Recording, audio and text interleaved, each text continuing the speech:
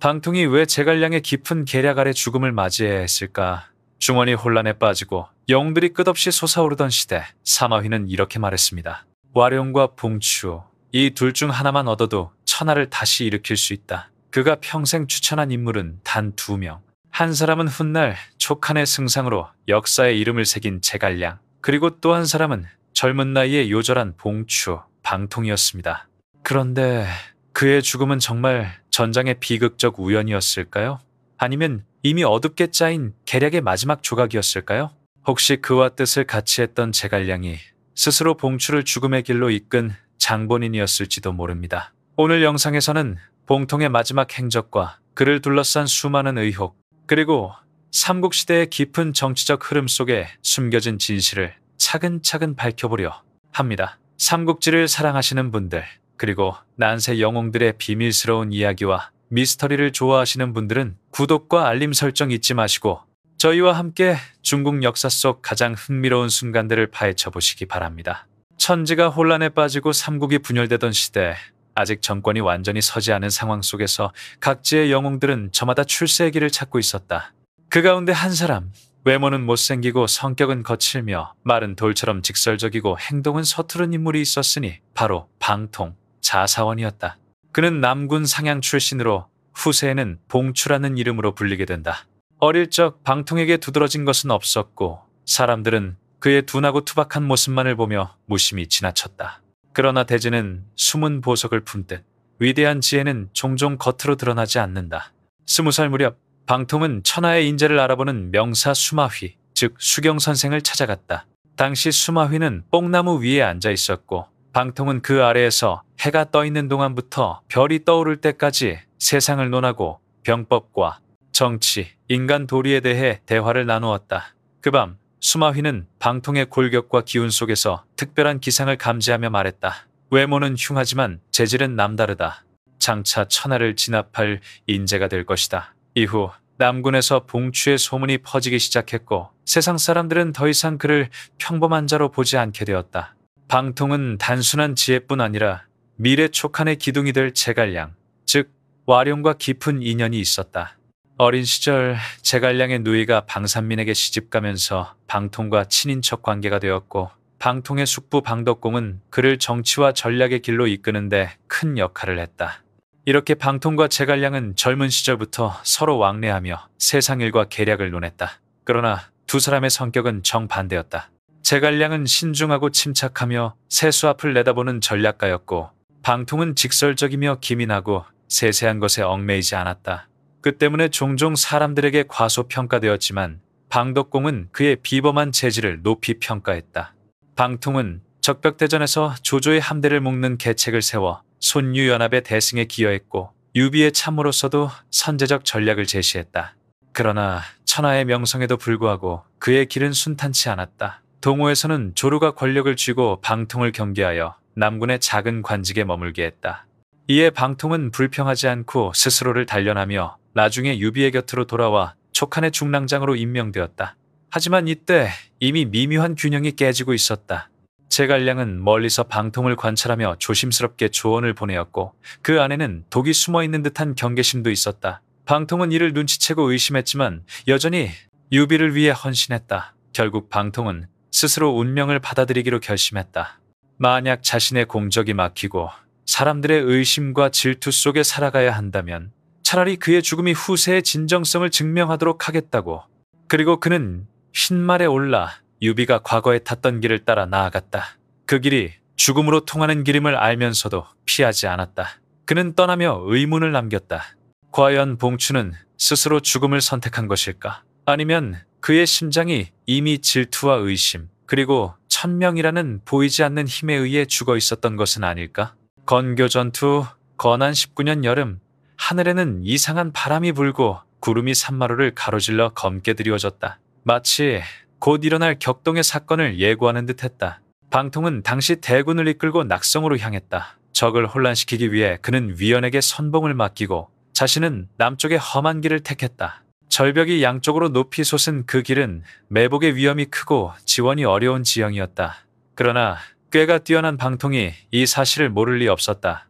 그럼에도 그는 마치 운명이 그를 낙봉령으로 부른 듯 영웅의 피가 촉당에 스며들 운명을 받아들이고 길을 나섰다.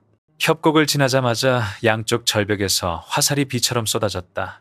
말은 놀라뛰고 병사들은 넘어지며 먼지와 흙먼지가 휘몰아쳤다. 바위와 흙은 마치 하늘의 분노처럼 쏟아졌다. 방통은 가슴에 화살을 맞고 피를 흘리며 말에서 떨어져 전장 한가운데서 생을 마감했다. 그가 타던 흰말, 과거 유비가 타던 말도 다리를 다쳐 그의 시신 위에 쓰러졌다. 천하의 드문 인재가 공적을 이루기도 전에 전쟁터에서 생을 마친 순간이었다. 소식이 전해지자 유비는 충격에 휩싸여 눈시울을 붉혔다. 그는 직접 방통의 시신을 수습하고 낙봉 아래에 무덤을 세워 봉추묘라 이름 붙였으며 매년 제사를 지냈다. 나중에 제갈량도 그 소식을 듣고 홀로 묘를 찾아 조용히 향을 피웠지만 한마디도 하지 않았다. 그러나 후세 사람들은 촉한이 멸망한 뒤에도 낙봉 전투를 돌아보며 안심할 수 없었다. 방통처럼 지략이 뛰어나고 천시를 알고 병법에 능한 인물이 어찌 단순한 함정에 목숨을 잃었을까?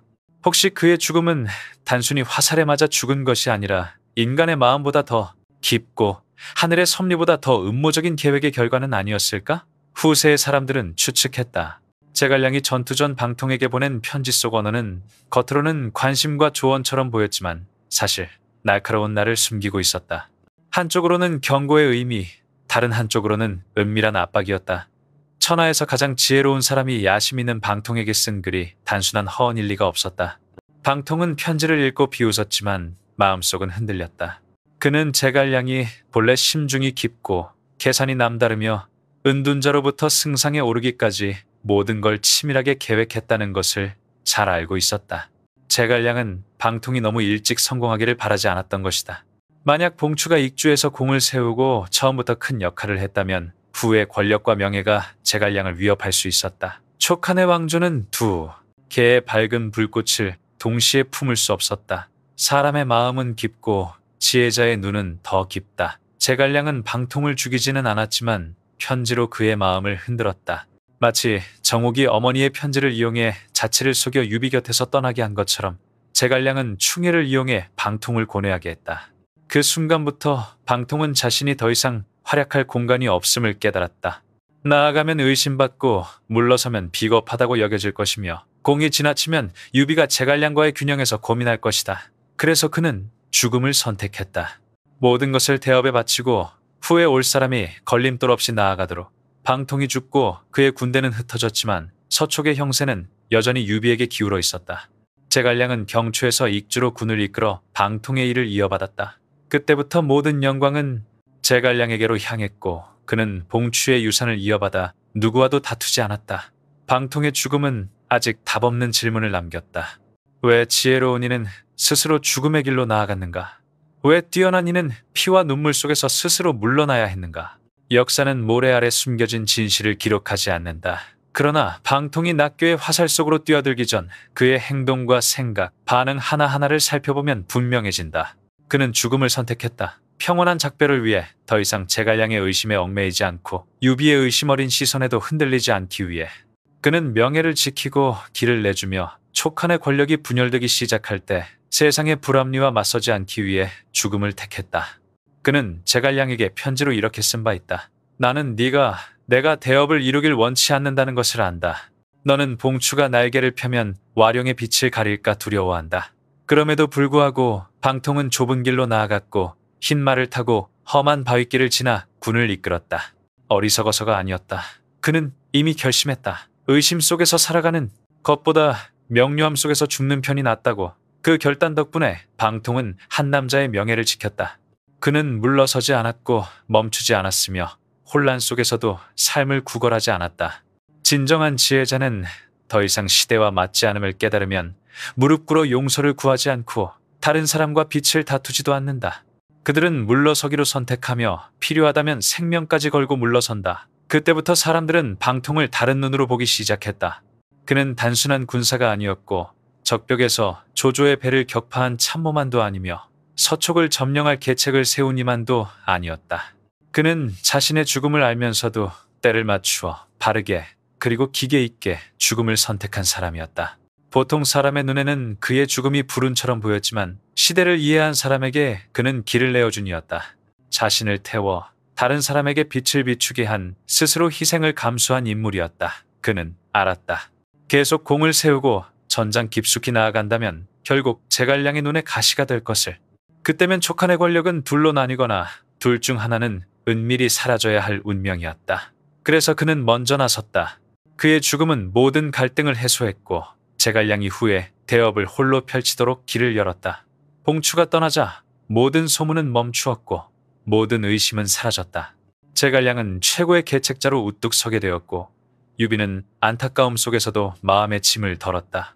촉한 조정은 안정되어 단일하게 유지되었다. 그러나 그 평온의 이면에서 누가 기억하는가? 한 천재의 목숨이 치러진 대가였음을. 운명은 하늘에 있는 것이 아니라 사람의 마음속에 있다. 재능 있는 자가 믿음을 얻지. 못하면 화를 당하고 지혜로운 자가 의심받으면 결국 물러서게 마련이다. 방통은 평온한 마음으로 자신의 죽음을 통해 다른 이가 내분 속에 휘말리지 않도록 길을 열었다. 그때부터 민간에는 소문이 돌았다. 방통의 죽음은 적군 때문이 아니라 제갈량의 깊고 예측할 수 없는 계략 때문이라는 것. 제갈량은 손을 쓰지 않았지만 심리와 편지, 숨은 말로 봉추를 죽음으로 몰아넣었다.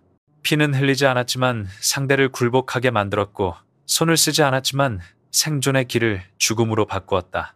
제갈량을 좋아하지 않는 사람들은 이를 비겁한 술책이라 비난했고 그를 존중하는 사람들은 지혜로운 자가 마음으로 죽였을 뿐 칼로 죽이지 않았다고 칭송했다. 어느 쪽이든 방통의 죽음은 단순한 우연이 아니었다. 그것은 날카로운 단면처럼 사람의 마음을 꿰뚫었고 권력의 깊이와 혼란 속 지혜자의 외로움을 생생히 보여주었다. 방통은 죽고 제갈량은 살아남았다.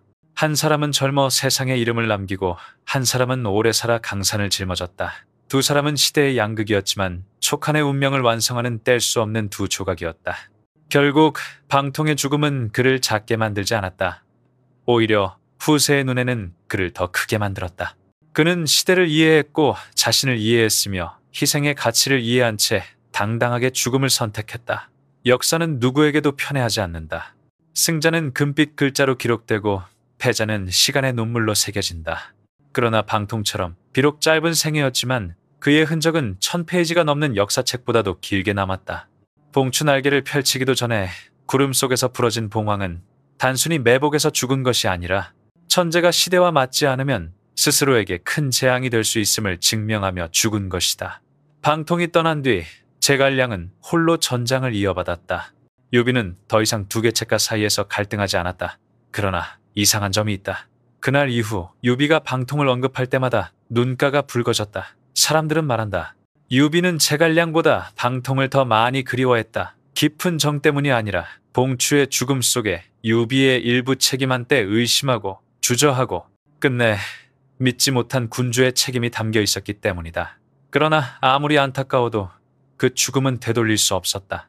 운명은 이미 정해졌고 칼은 내려쳤으며 피는 흘렀다. 모든 계산은 단지 후세의 이야기일 뿐. 하지만 사람들은 끊임없이 묻는다. 도대체 제갈량은 방통의 죽음에서 어떤 역할을 했는가? 그 편지는 정말 위협이었는가? 아니면 진심 어린 경고였는가? 제갈량의 불간섭은 은밀히 그를 죽음으로 몰아넣는 방식이었는가? 전체 그림을 다시 들여다보면 지혜로운 사람은 알게 된다. 제갈량은 방통을 칼로 죽이지 않았다. 그러나 이미 오래전 그의 마음 깊숙이 화살을 쏘아 넣었음을. 그것은 의심의 화살이었고 권력의 그림자였으며 지혜의 정상에서 느끼는 외로움의 화살이었다. 지혜가 지혜를 마주할 때 깊은 자가 승리하고 맑은 자는 잃는다. 후대 학자들은 방통을 구론에 비유하기도 했다. 시대와 맞지 않은 재주, 자신의 손 아래에서 중심 권력으로부터 밀려난 삶, 그리고 결국 선택한 고귀하고 솔직한 죽음, 세상이 동정하지 못하게 만든 죽음. 방통의 가장 존경할 점은 눈부신 계책도 빛나는 전공도 아니다. 오히려 그는 당당하게 손을 놓는 방식에 있다. 원망 한마디 없이, 유언 한 줄 없이, 집착하는 행동 없이 조용히 죽음을 향해 걸어갔다. 마치 마지막 전투, 자신과의 싸움과도 같았다. 그리고 그는 완전하게 승리했다. 제갈량은 후에 촉한을 홀로 다스리며 천하를 짊어지고 팔진도를 펼치고 화공으로 맹획을 격파하며 모구류마로 군량을 운반하고 조조를 견제하며 천고의 명성을 얻었다. 그러나 매번 깃발을 들고 출정할 때 그의 마음 한켠에는 반드시 조용한 침묵과 회상이 있었을 것이다.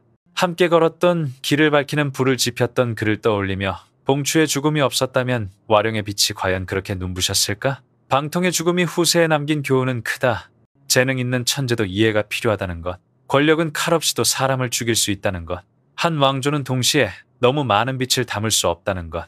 그리고 때로 가장 위대한 후퇴는 실패 때문이 아니라 앞으로 나아갈 길을 다른 사람이 이어야 함을 깨달았기 때문이라는 것. 오늘날 낙봉언덕의 봉추묘 앞에 서면 풀은 푸르게 자라고 바람은 살랑이지만 찾는 이는 많지 않다. 그러나 역사를 아는 사람의 마음은 여전히 울린다. 역사 속 가장 조용한 죽음 중 하나인 방통의 죽음은 인간의 마음, 의심, 그리고 진정한 지혜, 충용의 가치를 가장 깊이 일깨워준다. 여러분이 여기까지 영상을 시청했다면 짧은 생을 살았지만 긴 그림자를 남긴 봉추에게 감사의 마음을 남겨달라. 그리고 이런 비극적 역사 이야기를 계속 탐험하고 싶다면 구독과 알림 설정, 공유를 잊지 말고 함께 아직 먼지 속에 묻힌 역사 속 숨겨진 진실을 찾아 떠나자.